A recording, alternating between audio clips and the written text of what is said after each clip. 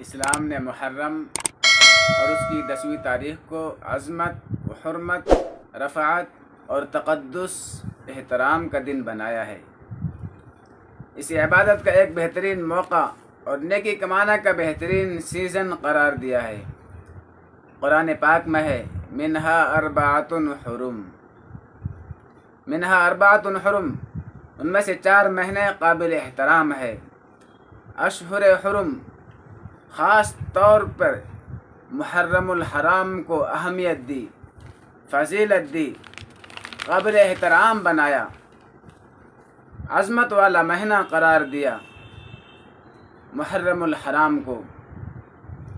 مگر جب ہم اپنے معاشرے پر نظر ڈالتے ہیں تو وہ اس سے یکسر مختلف نظر آتی ہے۔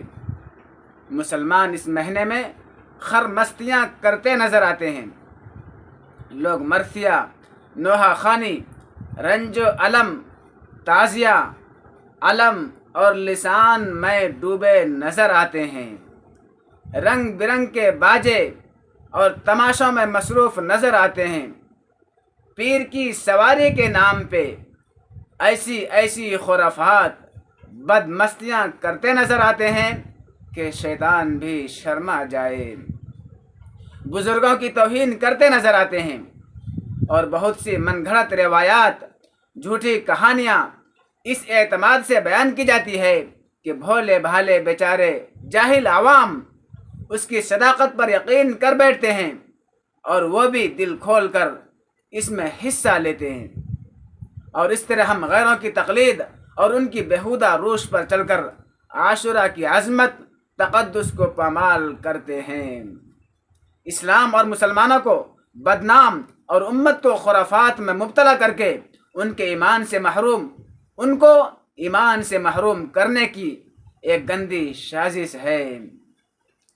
ادھر محرم کا چاند نظر آتا ہے، ادھر ڈھول تاشا کی آوازیں فضا میں گونجتی ہے، نوجوانوں کی دنیا میں مستی آ جاتی ہے، اس میں شیطانی اعمال، نازیبہ حرکات، بیہودہ بکواس اور ناٹک ڈرامہ کیے جاتے ہیں،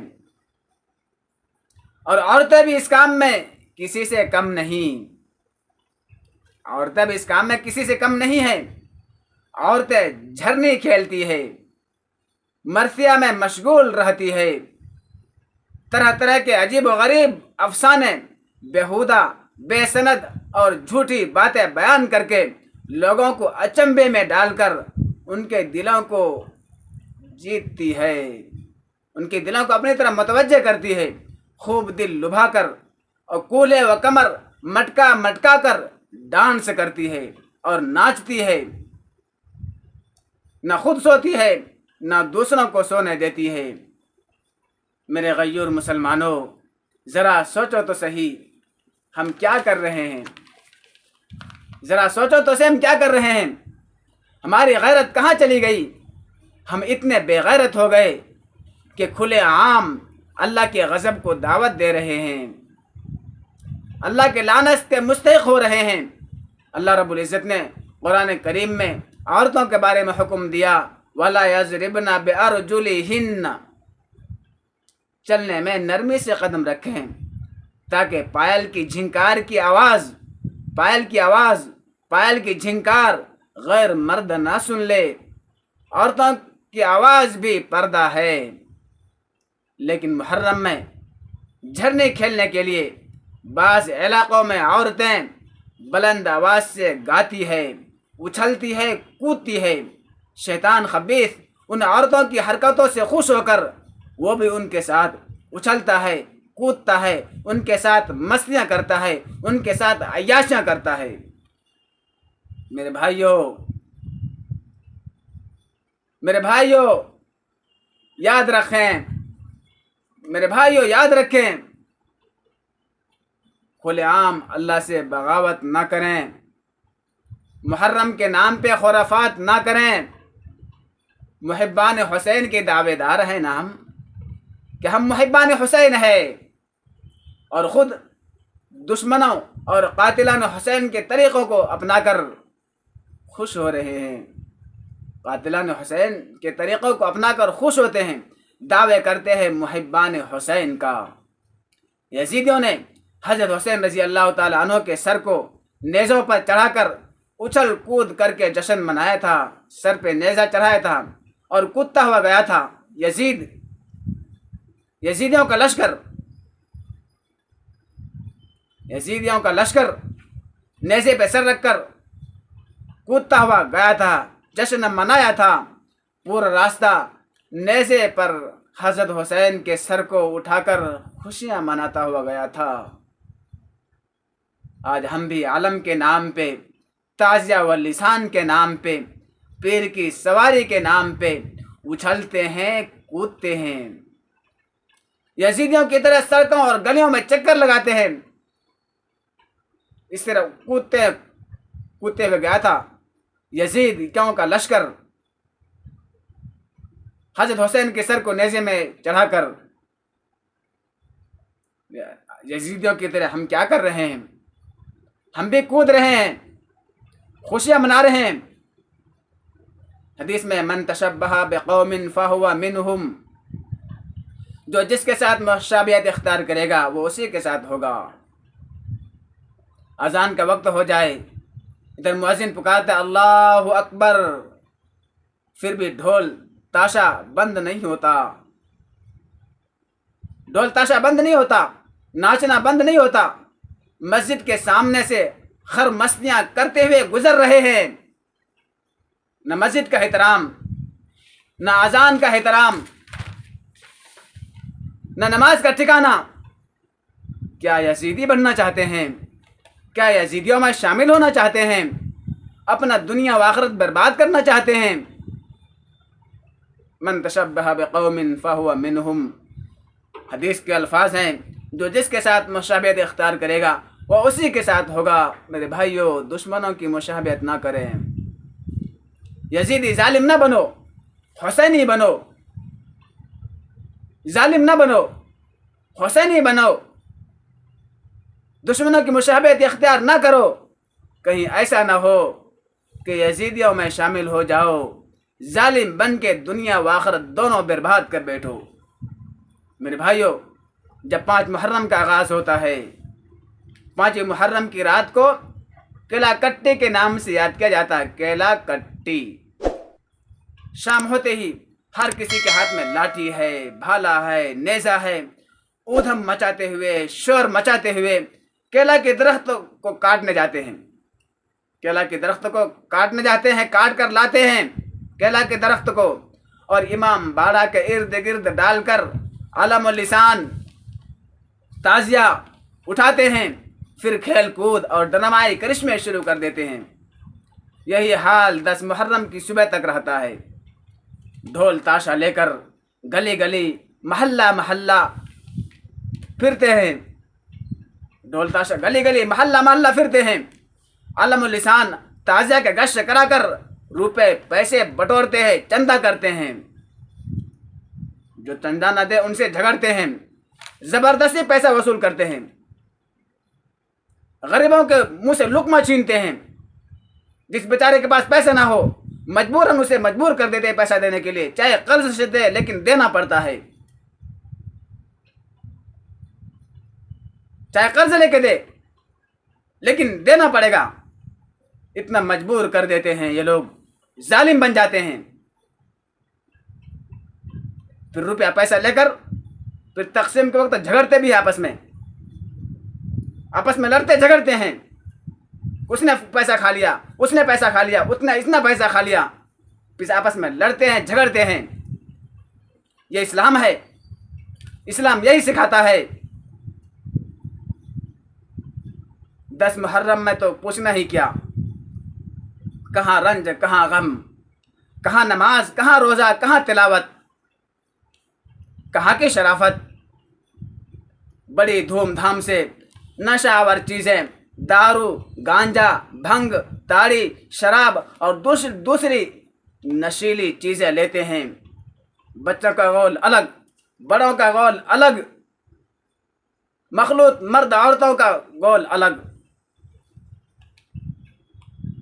مخلوط مرد عورتیں ہیں، سارے بھیڑ میں لگے ہوئے ہیں، آگے پیچھے بینڈ باجا ہے، تاشا ہے، ڈھول کی تھاپ ہے۔ محرمی گانوں کے نام سے بجایا جا رہا ہے۔ محرمی گانا بڑے جوش خروش کے ساتھ ہنسے ہنسے کا نعرہ لگاتے ہوئے کودتے پھاندتے ہوئے جاتے ہیں۔ دعویٰ ہے محبان حسین کا، نام بگاڑتے ہیں، حسین کو ہنسے ہنسے کا نعرہ لگاتے ہیں، نام بگاڑ کے نعرہ لگاتے ہیں۔